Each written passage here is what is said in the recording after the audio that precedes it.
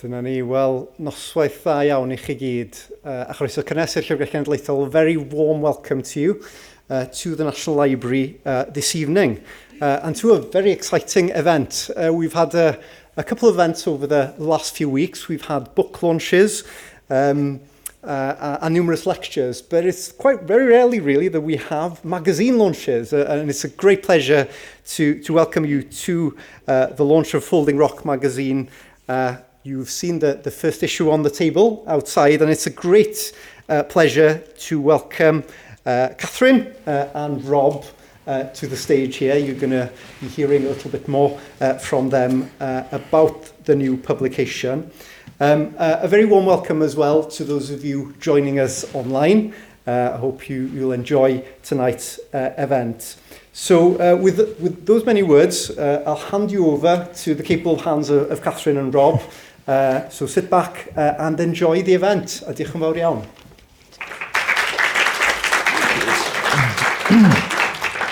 Oh, thank you, Owen. Much appreciated. Shemai, croeso. Thought a good start would be, and I kind of always have to fight this point to kind of not go to begin at the beginning. Like horrendously cliched. Just a brief introduction to myself and Kathryn first. I'm Rob Harries. I'm the fiction editor at Folding Rock and one of its co-founders and editorial directors.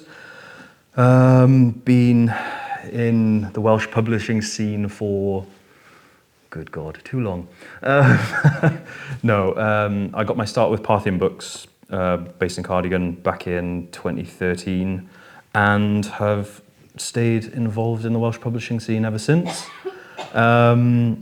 And predominantly work in editorial, had a few dalliances up in London here and there, but now have found this my calling to kind of come back and try and do our bit to champion Welsh literature as best we can. Kathryn. Rob is humble, but he also has a lot to do with how pretty this magazine is, and designed a lot of Parthian's covers over the years. And alongside Matt Needle, the brilliant designer who we work with, Rob does a lot of the typesetting. Multi-talented. I'm Kathryn. I am the non-fiction editor and reviews editor. I also am a writer myself. I similarly cut my teeth at Parthian, which is sort of how we crossed paths, although I don't think we were there at the same time. No. But we would bump into each other every now and then and sort of talk about all our grand ideas of what we'd love to see in Wales and for Welsh writing, what we thought it deserved. And here we are. As I think many of you will know, we gratefully received funding in 2024 from the Books Council to establish Folding Rock. And it really sort of was, for us, the opportunity to put our all of those words and ideas into practice rather than just talking about it. And a year later, well, a year after we started conceiving the idea, here we are with issue 1, which we're really, really proud of, not only because it looks and feels exactly how we wanted it to, but because it is, as we'd hoped, filled with very brilliant writing and from brilliant writers, some of whom are here this evening. Yeah. So just a little bit about how tonight's going to work. Kathryn and I are just going to chat for sort of 15 minutes or so, just give a little bit of context about the magazine, kind of, you know, how we've got to where we are, what our kind of thoughts are for the future. And then we're going to bring up 4 of our incredibly talented contributors from our first issue. We got very lucky to have tonight Jay Griffiths, Anthony Shapland, Joshua Jones and Philippa Ball Lewis, who will be reading from their pieces from the first issue and giving a little bit of context from them. And then, yeah, we will convene outside for more drinks.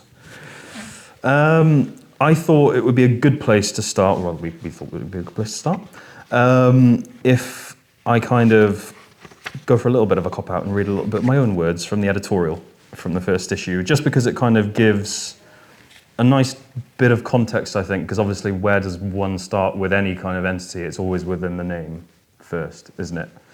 Although we didn't start, we actually really racked our brains for many weeks over the name. Yeah, it was not an easy process. No. I believe originally Kathryn came up with, was it folded rock originally?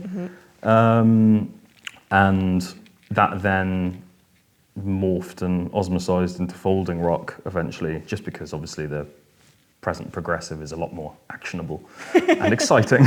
You don't kind of announce that you've already arrived at your destination. Finished folding. So yeah, I'm just gonna kind of read a little bit from my introduction, but yeah, it's where anything comes from. It's a name which kind of has all the best names do, multiple meanings, but you know, I think it was integral to us, wasn't it, to have a name which, regardless of what we called it, it was going to be integrally or inexplicably linked to Wales. I think it's fair. So yeah, I always think back to Jacques Testard, who runs Fitzcarraldo Editions, amazing publisher. I'm sure many of you read their stuff. And he kind of went to the idea of, he called his press Fitzcarraldo because if you've ever seen the Werner Herzog movie, it's basically just about the impossibility of a feat and someone attempting it nonetheless, even if it's quite insane. Perfect metaphor for a literary endeavour in the 21st century. So for me, Folding Rock was kind of a name cut from the same cloth as this. As I said, Kathryn originally conceived it. It's kind of a reference to Wales's rich geographical association with and reliance on, you know, the country's rocks and minerals. But my mind, as I've said, initially kind of, or immediately leapt to this kind of oxymoronic interpretation of it. You know, it's not the most malleable of substances, rock. You know, it's like, it's kind of like I said, running a literary magazine in the 21st century. It's like initially feels incredibly, incredibly impossible, and it's an insane venture. But you kind of then, you know, like we have some of the oldest bedrock in the world, like beautiful, you know, visual and aesthetic, you know, patterns that are aeons old. And, you know, you kind of look at them for a time and then you realize actually there's like millennia of, you know, pressure and hard work that's kind of gone into these things. And that's kind of, you know, to stretch the metaphor a little bit, that's kind of what we sort of felt was apt. Once we'd kind of arrived at that metaphor and kind of tested it a bit, you know, it kind of made us realize that, you know, with a little bit of time and a little bit of pressure, what first feels kind of an incredibly difficult, impossible venture is actually maybe a little bit possible. And hence where we have arrived today with our first issue. So from where we've started, I think a big influence for us, and in terms of the current literary journal scene, I mean, you kind of can't really avoid Ireland as just the archetype of what an incredibly proud, creative, you know, collegiate, friendly, collaborative literary nation it is. And, you know, the Stinging Fly especially, which in its kind of probably apex years was run by Tom Morris, who's Welsh. We can claim the success of everyone that worked under him. They were a big, Stinging Fly was a big inspiration for us. Absolutely. You know, you kind of only got to read a list of the writers that have passed through their pages, either as their first publication or, you know, later on, as Sally Rooney is probably the most famous, but, you know, there's been anyone who's anyone in Irish literature has kind of gone through their pages. And it's, you know, it's kind of not just them, it's a multitude of Irish journals. We were in Frankfurt at Book Fair last October, went to the Ireland publishing stand, and you're just met with this wall of supremely... It's beautiful to behold. Yeah, beautiful. All these journals. You know, like 12, 13 journals, Banshee, Tangerine, Pig's Back, Stinging Fly, Tolka, you know, these beautifully designed, immaculately edited magazines. And yeah, it's kind of really been, they've kind of been the model that we kind of want to sort of bring over and integrate. And, you know, we've been very fortunate to kind of have people like Tom on our side advising us in the interim. And, you know, we've just recently come back, as in literally 48 hours ago, hence why I probably look quite haggard. We've just come back from Galway at the Cylch Literary Festival, which happens out there. And, you know, saw firsthand, met editors from Banshee and Stinging Fly, and just saw real firsthand, like, just this complete lack of enmity and this kind of real sense of camaraderie, friendly competition that really does drive their literary scene. You know, everyone is aware that Irish literature is in this tremendous ascendancy, and a lot of it's to do with the magazine. A lot of it's to do, I mean, I'd say it's almost wholly to do with, you know, this kind of very nurturing soil that their literary magazine scene creates. Yeah. You know? And I think we have always been keen to replicate that, because having both worked in Welsh publishing for some time, we ourselves have seen that the talent is here too. You know, we have some tremendously talented, you know, young writers, emerging writers, as well as established writers, you know, coming through, some of which are here tonight. You know, like people like Joshua Jones, who's going to read from us later on, Dylan Thomas Prize shortlistee, Polari First Book Award shortlistee, Anthony Shapland, whose phenomenal first novel has just come out with Granta, A Room Above a Shop. It's really a truly tremendous piece of work. Rachel Dawson, who also is in our first issue with her debut novel, Neon Roses, came out with John Murray Press a year or two ago. You know, and also outside of our pages currently as well, someone like Anya Card, whose first novel came out with Dead Ink a year or two ago. Again, you know, tremendous piece of work. And so we're aware that there are these writers here, and we really wanted to kind of provide that like first pipeline, didn't we? To kind of giving them just some kind of pipeline of talent and editorial mentorship and just a platform, you know, in the best possible way. And not just obviously the writers who are kind of in the midst of book deals or agents, you know, we also obviously understand that the future of Wales's literature or literary scene is, you know, in the new writers and the emerging writers, and that's really embedded in our submissions process.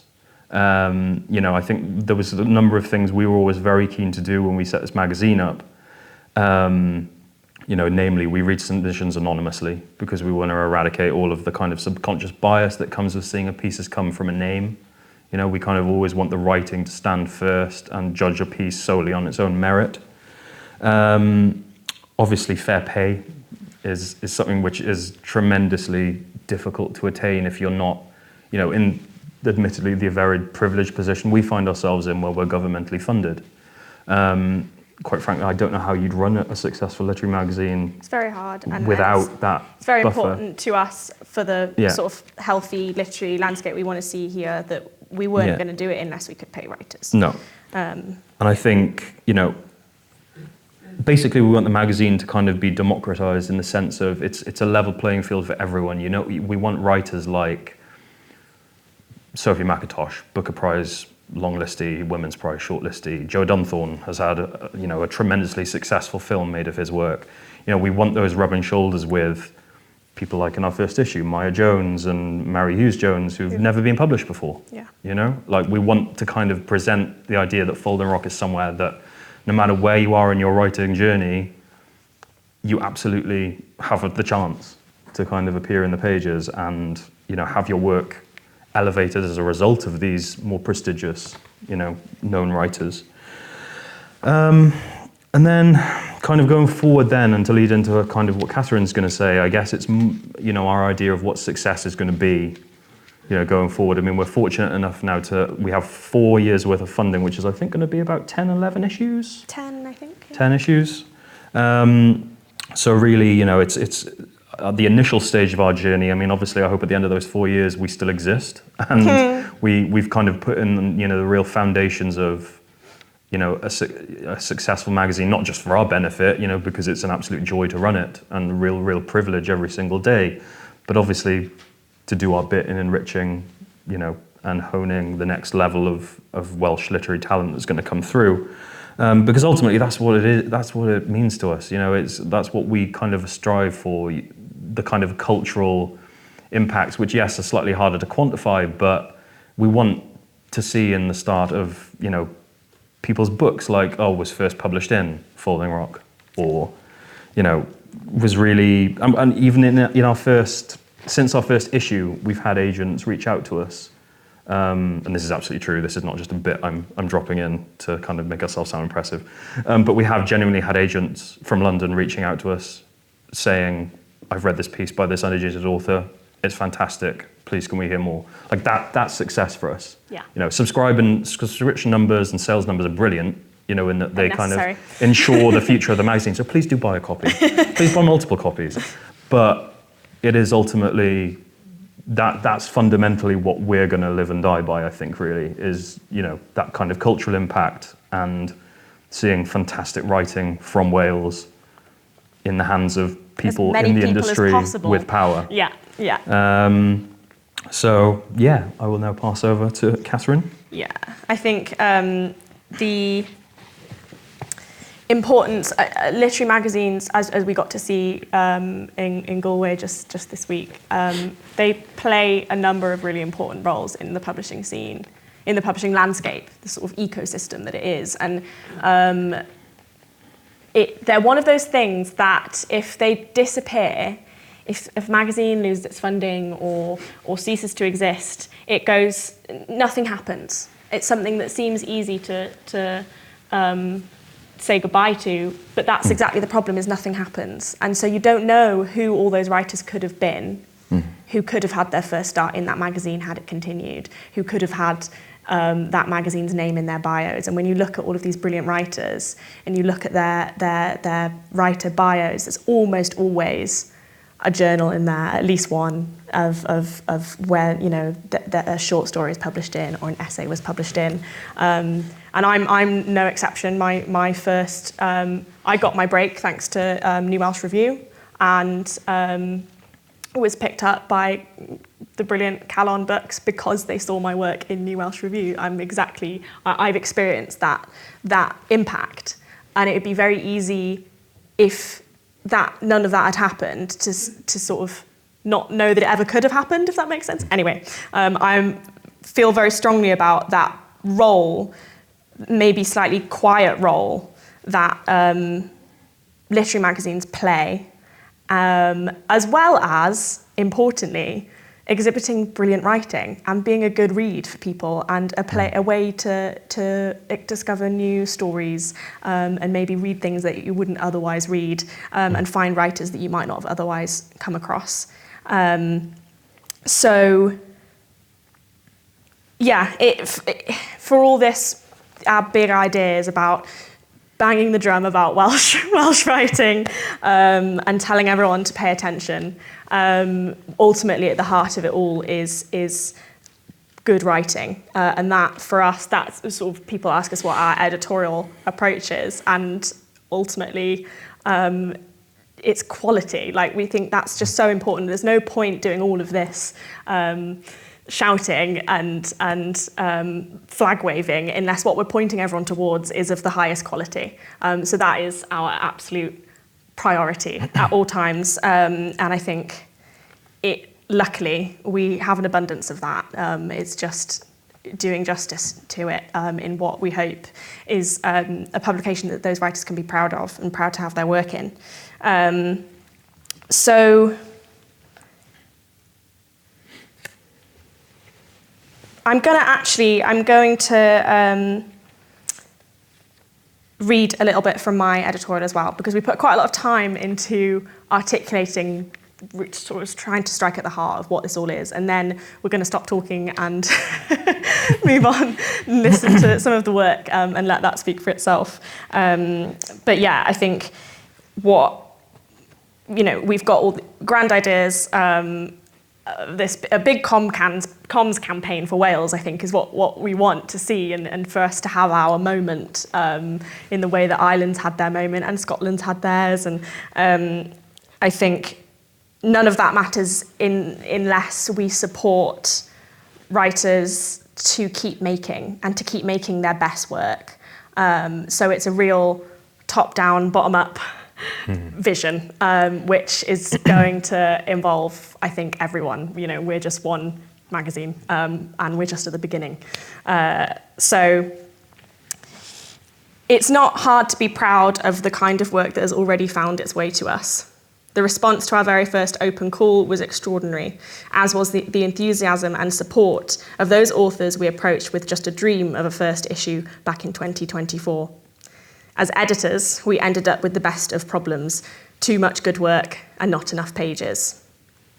We're finding our feet as a team, but a few things have been important to us from the off: that we read all of our open submissions anonymously, that we pay our writers properly, and, as our right-hand marketeer Francis Turpin puts it, that we are generous in our definition of Welsh writing. Folding Rock is not here to dictate what a Wales-based magazine should look like. We're here to find out what it could be. So making this thing bright has been the easy bit so far.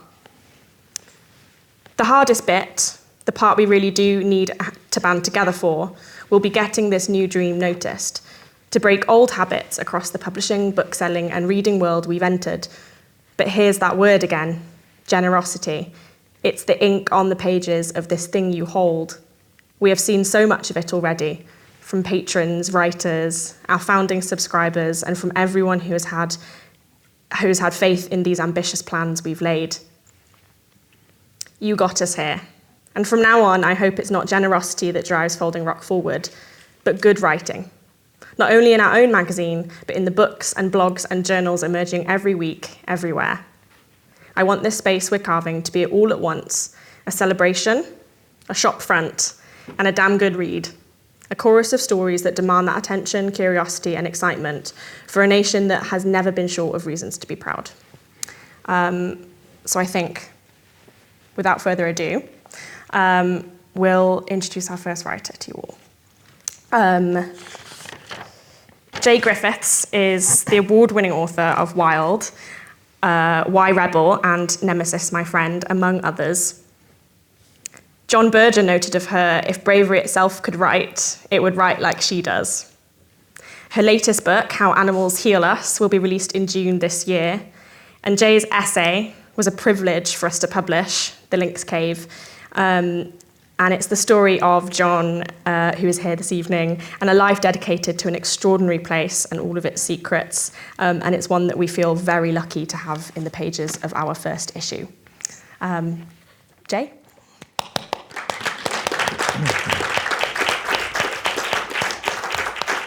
Thanks so much. And it's such a privilege to be here. And can I just say how much I loved what you're saying about the kind of, the vision of this, and also I do really like the name of it as a magazine, and it reminds me of Joseph Conrad, somebody not known for his sense of humour, who was once talking about one of his characters and said he was as solid as a rock, a soft kind of a rock.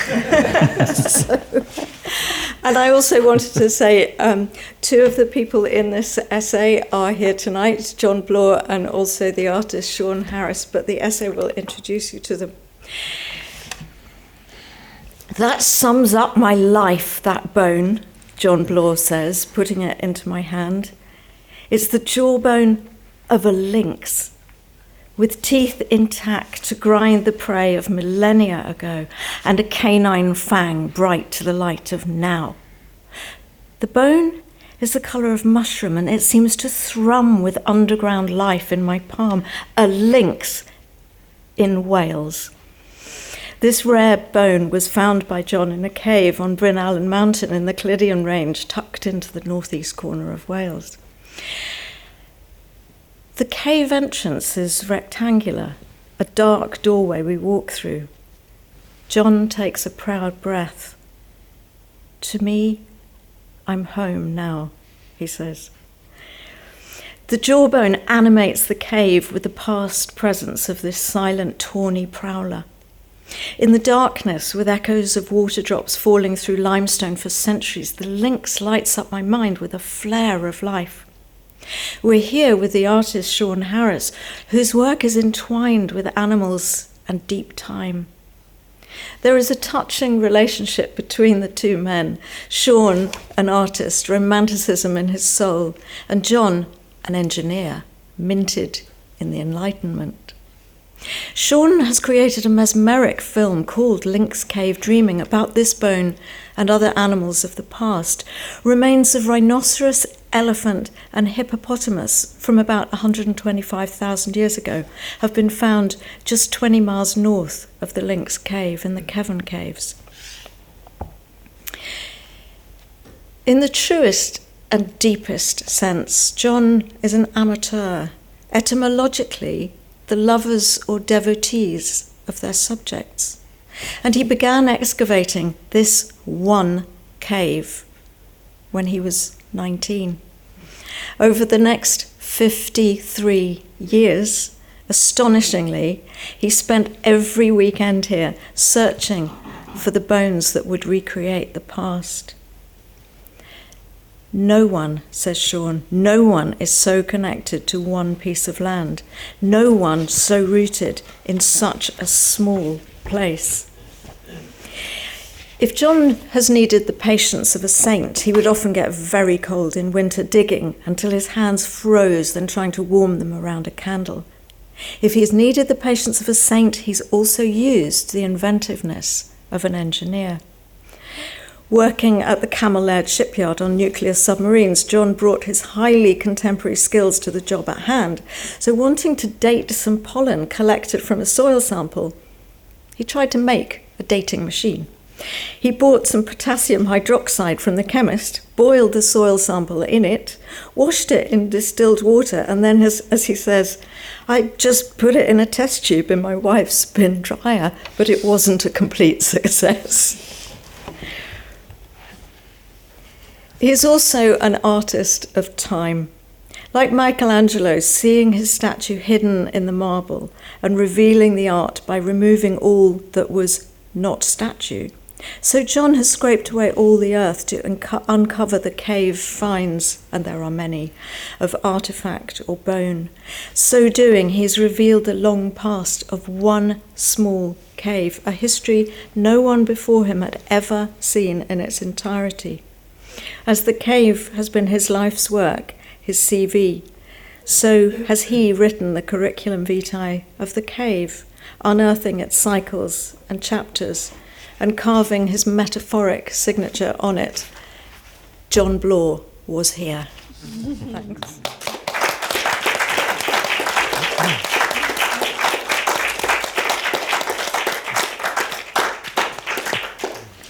Oh, thank you so much, Jay. That was beautiful. Now to introduce one of our fictional pieces from our first issue. I'm incredibly privileged here because I've had the great fortune to work with this writer on his debut collection, which came out a couple of years ago. A short story collection called Local Fires, which is, I think, is genuinely destined to become, a contemporary Welsh classic in the next kind of decade or so. I'm introducing Joshua Jones. Pronouns he, him, is a queer, neurodivergent writer and artist from Llanelli, South Wales.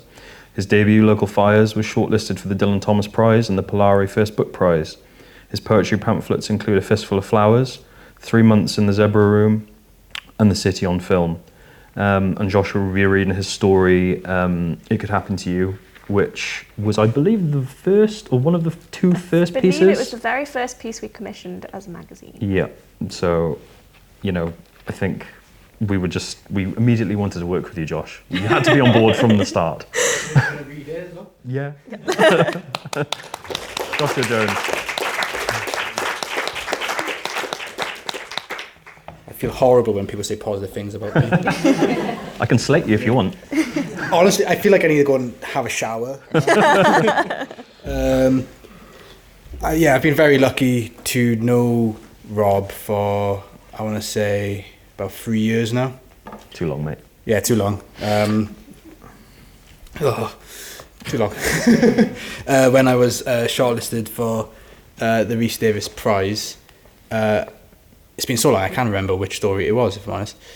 You have a better memory than me. But was it Half Moon? Yeah, I think it was Half Moon New Year, wasn't it? Yeah, I believe. And at that point, I was still quite fresh to living in Cardiff. I'd moved back to Wales from living in Southampton and Bristol, primarily for a good few years.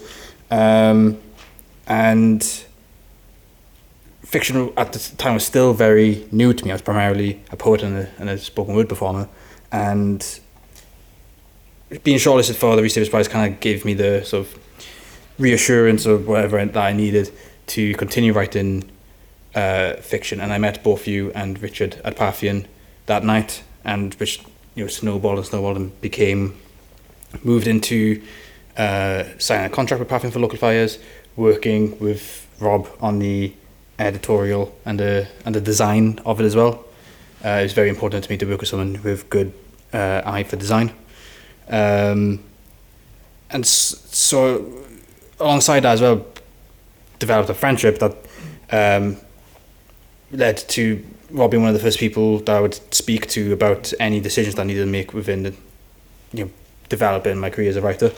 And so when I was approached, like you said, I was one of the first people that you floated the idea of Floating Rock to, but also commissioning for a piece that you halfway through your sentence, I was like, yeah, sign me up, don't need to hear the rest, I'm in.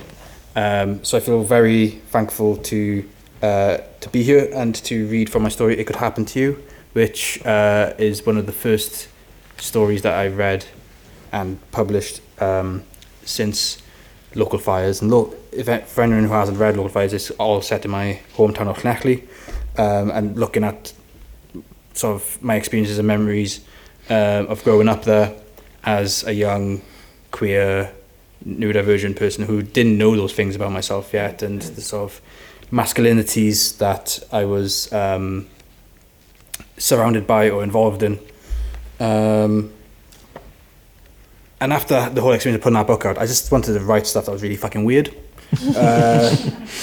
So I'm going to read the ending, the last sort of 2 pages of my story, It Could Happen to You.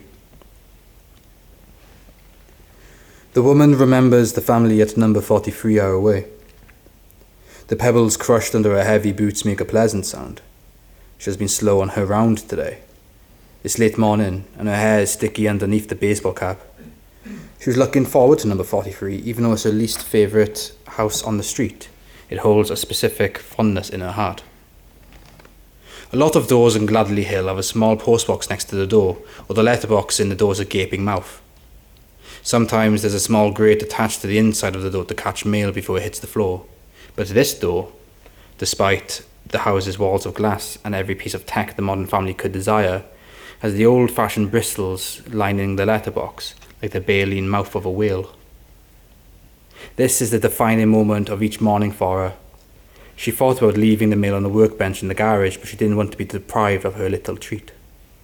The cold, fibrous bristles brushing against her fingers and the back of her hand, the soft textured sound of them gently scratching at letters pushed through the slot. She has the family's mail in her hand before she got to the door. As she extends her arm towards the letterbox, she's acutely aware of the house's emptiness. The mail reaches the brushes first, the pleasant scratch. Then her fingers, knuckles, the back of her hand. Something in her head, a voice, tells her to keep going, and she obeys.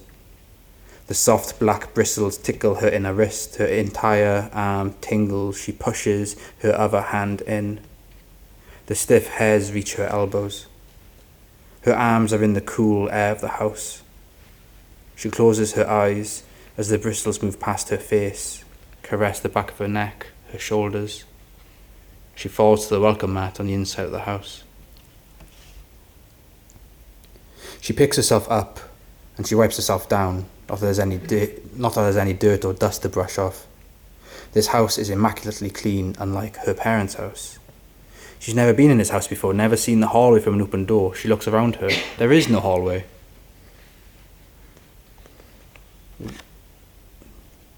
She's standing in an open-plan room, leather sofa in one corner, facing a fuck-off-sized TV. She takes off her trainers, it feels appropriate, and places them neatly next to the front door, which blends in with the wall. She drifts over to the kitchen around the perimeter of the enormous living room rug. She walks like a confessor's whisper, gently sucking in her stomach as if to make her presence lighter. Her hand lingers over the white marble worktop of the kitchen island, traces the veins with her fingertip, She can hardly bring herself to actually touch it. She'd be content to float in the air if gravity hadn't had such a hold of her. The wall facing the garden is made of glass. This house is a cathedral, the kitchen island its pulpit. She feels small under the high ceiling, the chandelier's gaze. She likes feeling small, being reminded of her place. She takes in the garden, as flawlessly formed as an equation, peony shrubs with velvety flowers, and as she watches, the sprinklers timed to the morning sequence come to life. Rainbows splash over the lawn. A section of the glass wall opens outwards when pushed with a sweaty palm. Wincing at her human stain, she steps onto the patio stone that marks a path across the grass lawn. The water mist diffused across the garden looks so inviting on this cloudless day. She drops her mailbag at her feet and removes her socks, baseball cap, her red polo shirt, her cargo shorts. She's no one without her uniform, and she knows it is all right with it. She takes a tentative step onto the grass, its sharpness dulled by the spray. She closes her eyes, opens her mouth. Another step, another. A soft gasp as the water thrown into the air by the sprinklers coats her body. She's inside the rainbows. She loosens her hair from its elastic band, shakes it out so that it falls between her shoulders. When she wipes the water from her eyes, she sees the homeowner is watching her from the patio. Why is he home? Where's his family? Looks exactly like someone she might have worked with back then. He has a boss's face. No one makes a move. No words are exchanged. They don't need to be. He slowly begins to remove his shirt, button by button, then the slacks, the shoes and socks. He joins her under the water. The air is fresh with the fragrance of peonies. She looks down at her toes, like white grubs, and begins to push them into the ground, softened by the water, until the surface is broken. Cheers.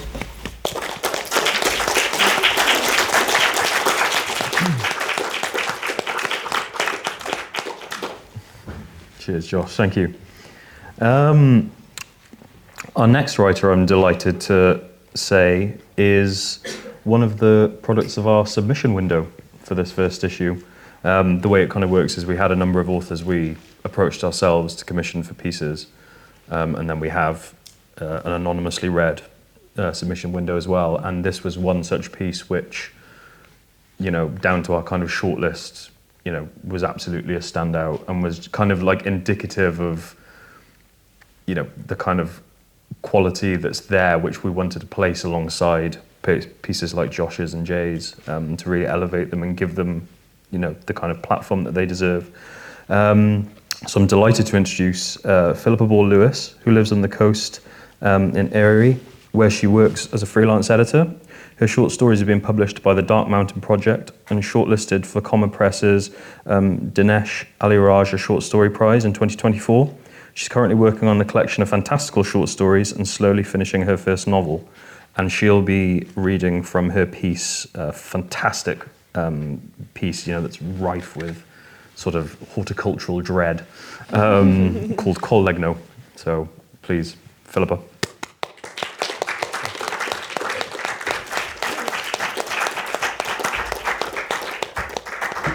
Thank you so much. This is a piece that I actually started writing during lockdown.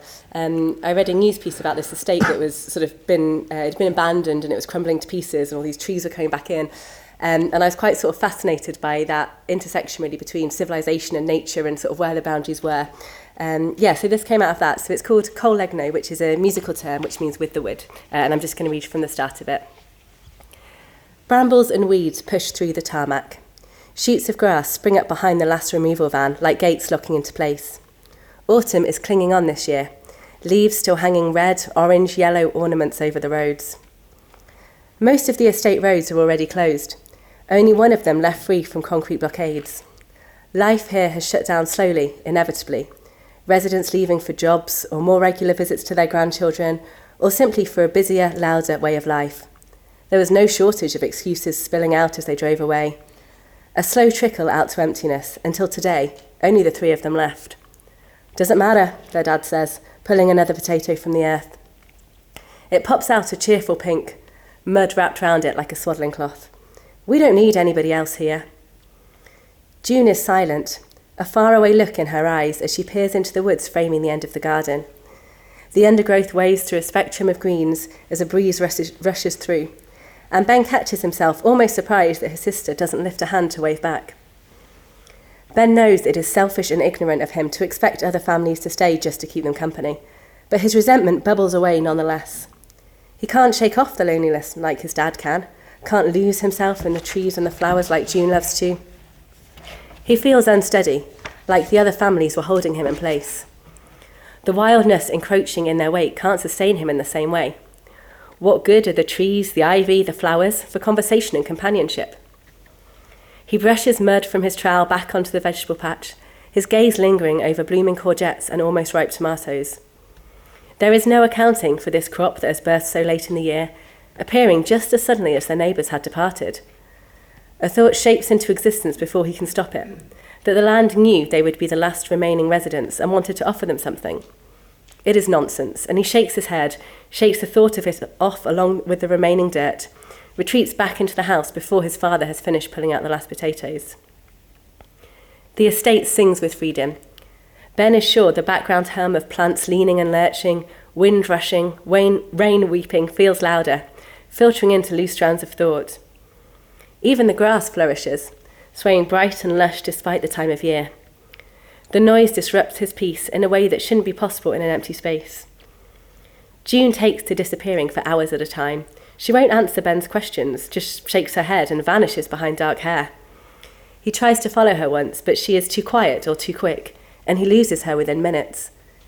He gets lost himself, retracing his footsteps back to the house, as if his mind had followed her, had forgotten to pay attention to where his feet were leading him. "Don't you worry about her?" he asks his dad as they hack logs into firewood, stacking them haphazardly against the corner of the shed. They work quickly, autumn surely about to spill into winter. Leaves are already shaking free from their branches, sunsets drawing to dark unexpectedly early. His dad shakes his head, grey eyebrows sloping down to a frown. What's here that's going to harm her? June comes home long after nightfall, a joyful glint lurking in her eyes. Ben wonders what counts as harm, wonders how his sister is being led astray on an estate no one else lives in.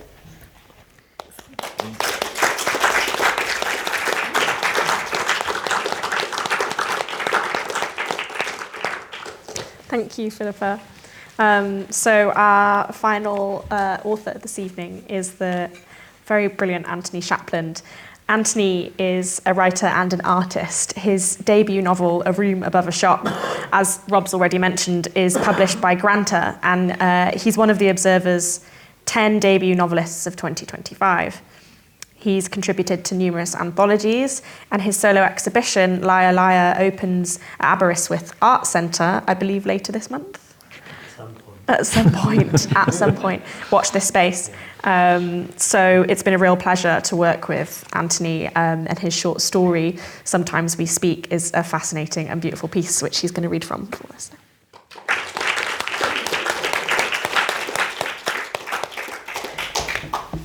I'm gonna read a bit from Sometimes We Speak, but put a bit of context on it as well, because you trusted me quite a lot with this one, where I said, I've got this thing and I can't get it out of my head, and the months went by and you were saying, how's it going? And I was saying, it's fine.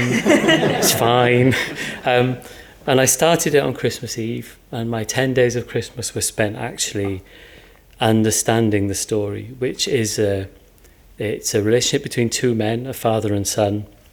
And I knew from the off they would never speak to each other during the story, but I was trying to work out who had left and who had stayed, and that sense of leaving and returning. And I researched, it allowed me to try something new, and I went on a tangent. I was researching wolf pack behaviour, but I was interested in what happens when animals reunite that knew each other and all sorts. So there are three characters really, because there's the alpha and the beta, if you like, and you can't tell which is which, but there's the dog, which is the go-between. So there's these three things happening. And I think as a result it got meatier, and I don't mean meatier as in more serious, it just got fleshier. So I'll read a section from the middle. He fills the bath, the thunder of open taps. He fills the room, towels chalk dry on the radiator, soap.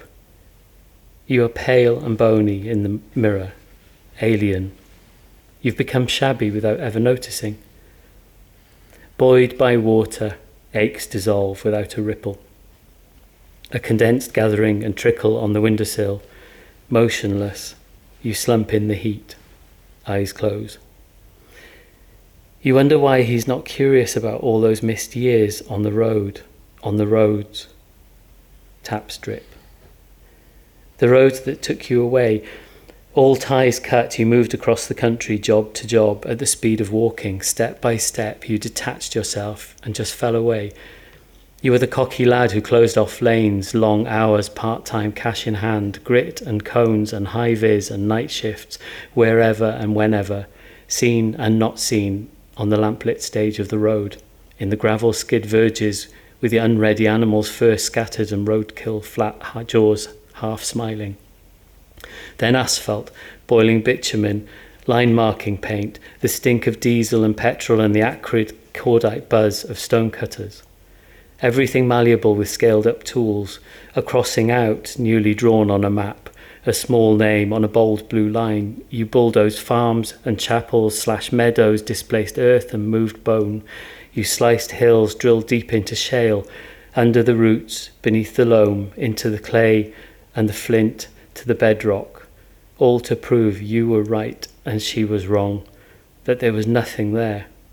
You became one of the wiry men lifting more than your build would tell, who leaned, directed, tutted with grey hairs and stubble and a hernia. You had reached the east coast from the west some 40 years later when it happened. You're falling apart. Your stomach gurgles, a ribbon of red hangs in the water. You trace the line to your wrist, the cannula dressing, an unstuck flap. You sit up in dizzy heat, waver, unbalanced, slip, unable to land yourself. You submerge below the soap scum. Ears fill, and all you hear is the metal drum of the bath squeak and slosh at your efforts. The water pinks, the strength of grip needed to right yourself fails, and you gasp a long howl, unstoppered and messy. The door clicks open, the hollow sound of steps on floorboards, his arm beneath you, the plug, the puck of released air, your bladder lets go. You hate being seen like this by him. Your weakness, your skin shines scars and burns the veins in your forehead as you strain. And he sees how you are similar, sees the same matted black hair of both your chests silvered, sees that, like his, your sternum pushes out, the same rude nub at your belly button, and hips that tuck everything below safe between legs. He sees all he has inherited, and his bear hug on the slippery ballast of your old body makes you want to hold him and push him aside.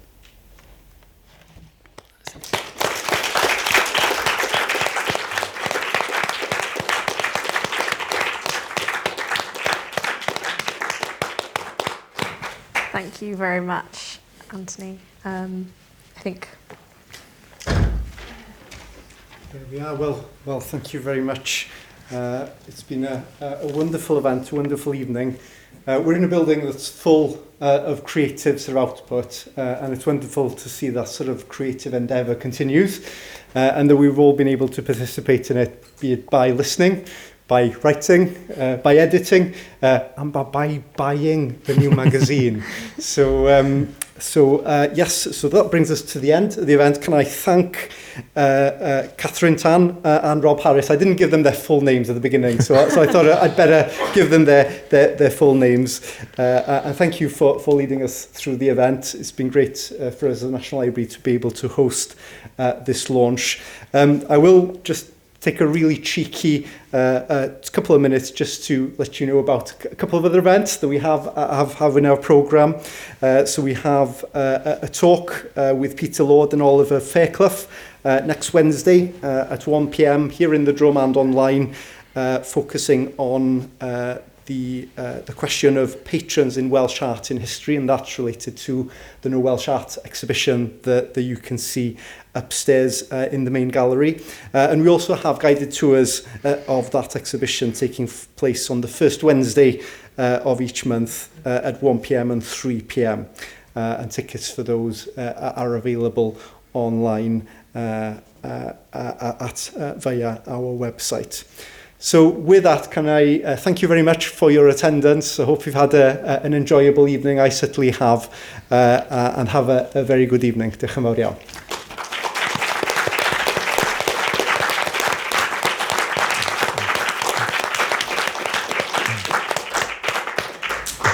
Please do stick around as well. We've got a bit of time and more drinks and more magazines. Yeah, thank you very much. Thanks very much, guys. Cheers.